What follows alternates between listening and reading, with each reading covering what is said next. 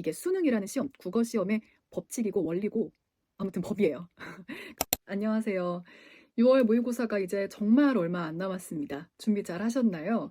긴장되지 않으시나요? 근데 6월 모의고사가 긴장되는 건 정말 지극히 당연한 일입니다. 우리가 수능을 보기 전에 내 진짜 위치, 내 진짜 수준이 어느 정도 되는지를 알 수 있는 기회가 딱 두 번 주어지죠. 첫 번째 6월 모의고사, 그리고 9월 모의고사. 그 단 두 번의 기회 중 한 번이기 때문에 6월 모의고사는 여러분 잘 보셔야 됩니다.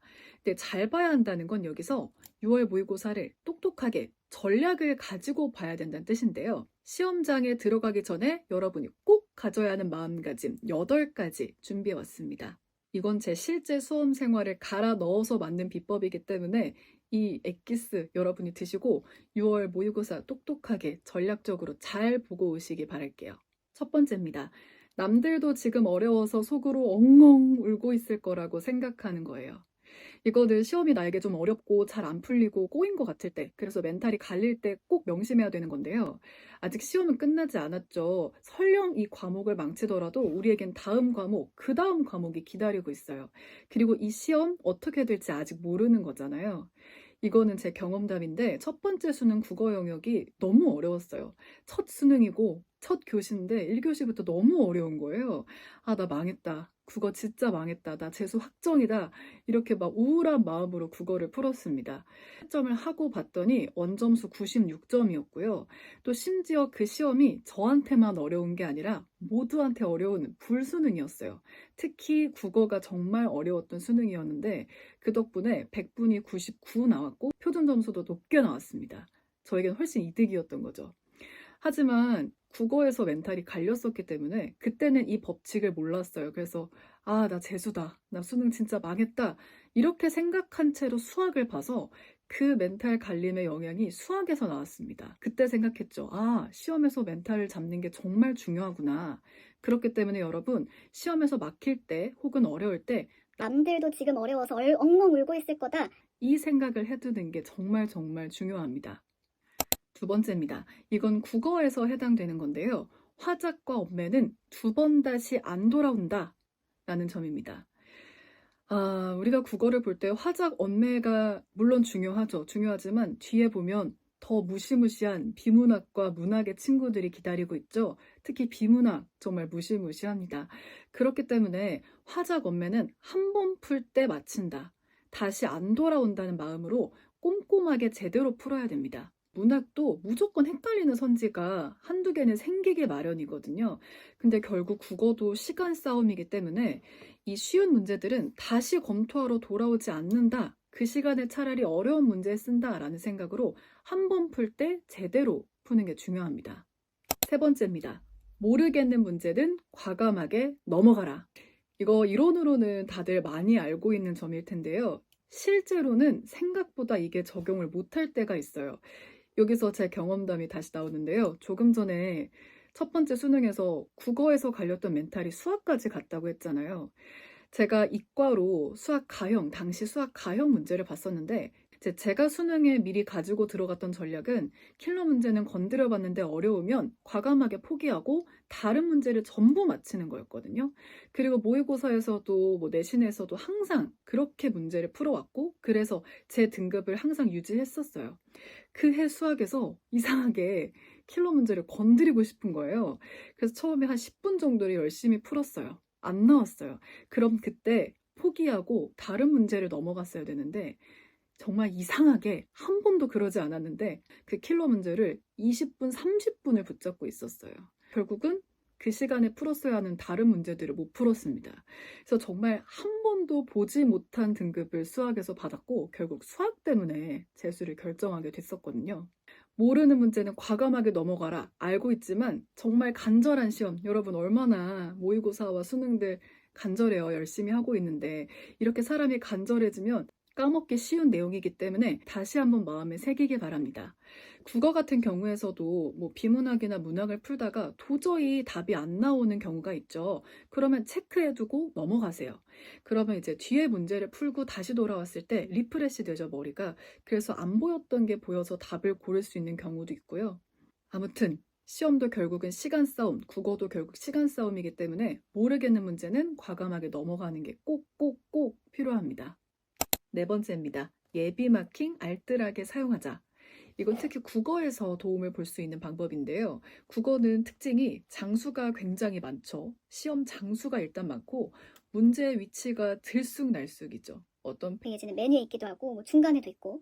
그렇기 때문에 OMR 실수가 좀 많이 일어나는 과목이기도 합니다. 그래서 저는 수능 때 문제를 풀면서 동시에 가채점지에다가 예비 마킹을 해뒀었어요.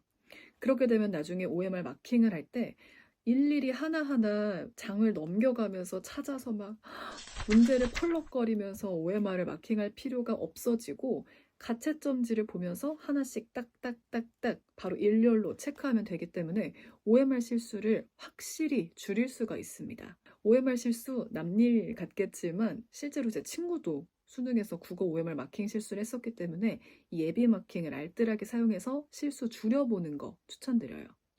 다섯 번째입니다. 문제 푸는 순서를 정해둬라. 여러분은 국어 풀 때 문제 푸는 순서가 정해져 있나요? 제가 웬만하면 추천드리는 방법인데 화작과 언매는 먼저 풀죠. 쉬운 부분이니까. 그 다음을 문학을 다 풀고 그 다음에 비문학을 몰아서 푸는 걸 추천드려요. 일단 화작 언매는 아까 전에 말했다시피 2번에서 말했다시피 맨 처음에 풀면서 절대 검토하지 않을 수 있도록 처음 풀 때 정답을 고른다는 마음으로 미리 풀어둡니다. 이제 문학과 비문학이 있죠. 문학이 비문학보다 상대적으로 시간을 더 아낄 수 있습니다. 문학을 먼저 풀어둔 다음에 남은 시간을 나 이제 비문학에 올인한다 라는 마음으로 빠르게 문학을 풀고 비문학으로 넘어가는 걸 추천드립니다. 여섯 번째입니다. 이번에는 문학 얘기를 좀 해볼까 하는데요. 문학은 크게 고전 문학과 현대 문학으로 나눌 수 있죠. 여러분은 둘 중에 어떤 걸 더 좋아하시나요? 사실 진짜 어려운 건 현대 문학이죠. 왜냐하면 고전 문학은 사실 읽기는 어려워요. 단어가 말이 읽기가 너무 어렵지만 내용은 웬만하면 다 뻔합니다. 뭐 왕에 대한 충성이라든지 뭐 남녀에 대한 사랑이라든지 뭐 권선징악, 나 자연 사랑해 이런 식으로 주제가 웬만하면 다 아는 내용들이에요. 그렇기 때문에 고전 문학은 반드시 다 마친다는 마음을 가지셔야 되는데요. 여기서 한 가지 주의할 점, 고전 문학은 인물이 제일 중요합니다. 하나의 인물을 정말 다양하게 불러요. 그렇기 때문에 흔히 하게 되는 실수가 같은 사람을 말한 건데도 다른 사람으로 인식할 때가 있죠. 그러면 내용 파악을 못 해버리기 때문에 이게 같은 인물임을 파악해두는 게 정말 중요합니다. 일곱 번째입니다. 보기와 줄거리는 출제자가 쓴 것이다. 자, 문학이나 비문학 보면 특히 문학 같은 경우에 지문 앞에 줄거리가 나와 있는 경우가 있죠. 그리고 문제를 봤을 때 보기가 나와 있는 경우가 많습니다. 근데 이 줄거리랑 보기 누가 쓴 건가요? 출제자가 쓴 거죠. 출제자가 이걸 왜 썼을까요? 심심해서 썼을까요? 뭐 폼나라고 썼을까요? 아니죠. 문제를 내려고 쓴 겁니다. 그렇기 때문에 이거 무조건 문제에 나오겠네 라고 생각하시면 돼요. 뭐 하나의 선지에만 나오더라도 무조건 출제가 된다는 걸 아셔야 됩니다. 출제하기 위해 넣어놓은 장치라는 걸 여러분 꼭 기억하시고 이 줄거리와 보기를 꼭 잘 이용하시길 바랄게요. 네, 마지막 여덟 번째입니다. 수능은 지식을 물어보는 시험이 아니다. 이거는 수능 국어, 특히 비문학에서 해당되는 내용인데요. 비문학은 결국 우리의 지식을 알고자 하는, 지식을 시험해보고자 하는 시험이 아니기 때문에 결국은 뭐죠? 지문 안에 다 나와 있는 내용이 나오겠죠. 너무 많은 선생님들이 다 하는 뻔한 얘기 아닌가요? 라고 생각할 수 있는데 역으로 한번 생각해 볼게요. 수능이라는 시험은 우리에게 뭘 제공해야 되죠? 해설을 제공해야 됩니다. 그리고 이의 제기를 받죠. 만약에 정답이 3번인데 2번도 될 수 있잖아요 라는 이의가 들어오면 왜 2번이 아니고 3번이 맞는지를 평가원은 설명을 해줘야 되거든요. 그런데 그 설명에 대한 근거가 무조건 지문 안에 나와 있어야겠죠. 해설지도 그렇고 이의제기에 대한 답변도 그렇고 평가원, 수능을 출제하는 평가원은 무조건 우리에게 정말 부인할 수 없는 여지가 없는 확실한 그 선지에 대한 근거를 제공해야 되기 때문에 지문 안에 그 근거가 있을 수밖에 없습니다. 뭐 이 문단의 두 번째 문장을 봤을 때 이 단어 때문에 이건 3번이 맞다. 이렇게 근거를 가지고 해답을 제시해야 하기 때문에 무조건 답에 대한 근거는 지문 안에 나와 있을 수밖에 없습니다. 이게 수능이라는 시험, 국어 시험의 법칙이고 원리고 아무튼 법이에요. 두 개의 선지가 너무 마지막까지 헷갈린다면 그 두 개의 선지에 있는 모든 단어들을 다 나눠서 하나하나 의심해 보기 바래요. 하나하나 의심하면서 지문과 선지와 맞춰보는 겁니다. 이게 마지막 8번째 팁이었습니다. 네, 이렇게 시험 전에 꼭 알아둬야 하는 8가지 소개해 드렸는데요. 영상 꼭 기억하시고 이번 6월 모의고사도 잘 문제없이 보시기 바랍니다. 응원할게요. 고맙습니다.